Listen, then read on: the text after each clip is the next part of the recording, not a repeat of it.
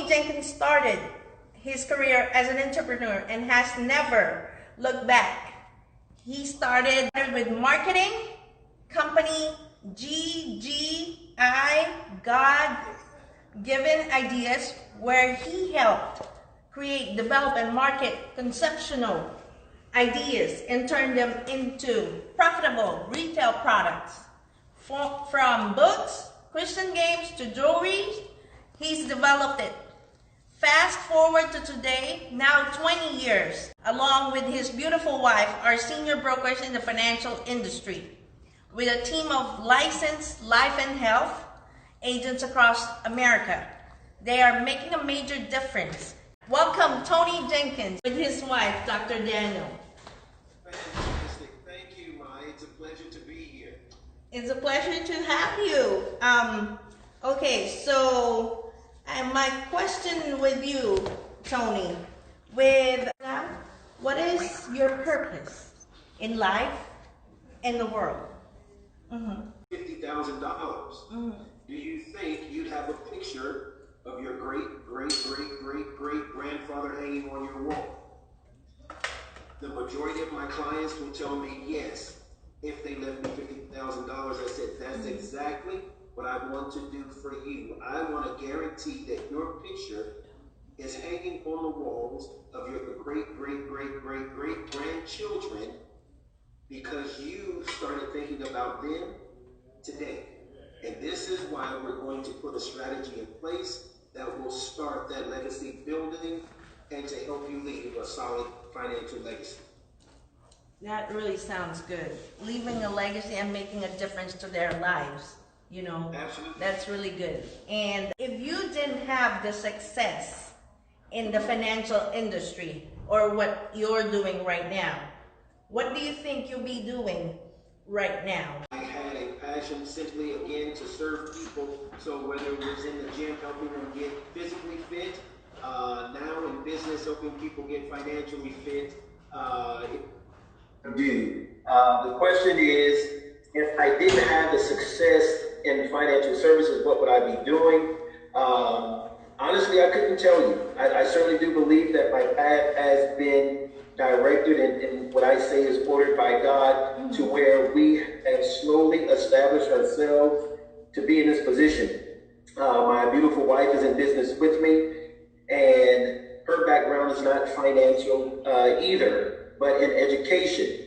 And so in putting my heart of service, her experience in education, I certainly do believe that it doesn't matter how the world would have turned or spun, this is what we would be doing, whether it was successful or not, because there were many years when we had to build up to this point where success was measured very, very slowly. So when you think about success, and this is one of the things that I wrote in my book, success is not measured by the idea of someone else. Your success comes from your idea of what makes you successful. One of the things that I share is that you don't have to be as wealthy as Bill Gates to have success, nor do you have to have the fame of a Michael Jordan to call yourself successful. There are hundreds of thousands of entrepreneurs around the United States, even here in Southern California, who are very successful business entrepreneurs who don't come anywhere near what those folks are making. But I can tell you this, the financial industry is one of the largest, in fact, the largest industry in all of business. But most people just don't know it. This is why we have a heart to go out and educate people. Yes, that sounds really good. And of course, you know, making a difference in the society is very important. And how can you make a difference during this pandemic? That's also a great question. A lot of people during this pandemic have had many challenges. From March 2000 to now, there have been a lot of people, not just here in Southern California and in the United States, but I'm talking globally, that have had a hard time. And my heart goes out to all of those people But we just came out of our national convention. We did it this year in 2020 virtually for the first time.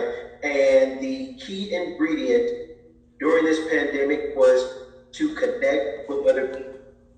And I can tell you that it was during this time, May, where on social media, you and I began to converse and making what I call divine connections to help grow and develop. And this is one of those things where during a time when the world has pretty much shut down, you have to find a way to connect with people and again, connect with what you're supposed to do. You can't isolate yourself if you know that your heart is to serve other people. Of course. That is an oxymoron if you are knowing that this is something that you're called to do, but the world has shut down. For a while there were no sports, for a while there were no restaurants, for a while there was no gathering. In fact, in a lot of cases, there were a lot of times where there was actually no work for people. But our industry, and this is why I'm so glad that I help people, our business quadrupled during this time of the pandemic. My wife and I were able to reach many, many milestones that we have never reached in our business. In fact, to be completely transparent and honest, in that part of COVID, from March until August, we probably doubled what we made all of last year. One of the business mentors that I have, he said it this way. He said, when things are going good, people don't change. When things are going real bad, people don't change. But during uncertain times, people are looking for a change, and they're looking for some way to secure their future. And because this pandemic and COVID-19 was so uncertain to so many people that we had called and tried to do business with 6 months ago prior to COVID, 3 months prior to COVID, wouldn't even answer our call. But when COVID hit and they didn't understand how this could have a long-term effect on people and their family, we were able to sit down with them, do financial plans for them. With this being the last day of the Life Insurance Awareness Month, we were able to get people life insurance that at one point it wasn't a priority. But now, because of COVID-19, it has become a huge priority, especially for our clients who have the will to leave a legacy financially with their families. Very true. They don't give importance to that part of their financial, right? They're trying to get approved, or all of a sudden they're in a rush to get it because of the pandemic. They're so worried that something might happen to them and they won't be able to have any money to spend for the health issues they have or for their family, you know?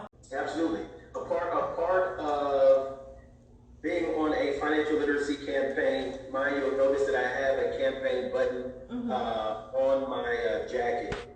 It serves many purposes with what the African American community has struggled with for so many years as far as the injustice in our country. I wear this pin proudly because it's our financial literacy campaign. One of the things that my wife and I share, and we do go across the country and share this message, is that in order to truly be free, you've got to be financially free. Yes, of course. But and that comes with having some type of financial literacy. If you don't know the difference between simple interest and compound interest, how can you ever expect to win in the money game? Just like football or soccer. If you don't understand the foundational rules of the game, how do you ever expect to win? It's that way when it comes to money. If you don't understand the 3 rules of money and understanding the money game, how do you expect to ever win?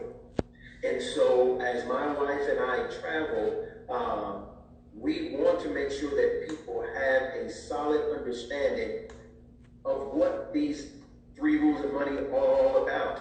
The money industry is not complex.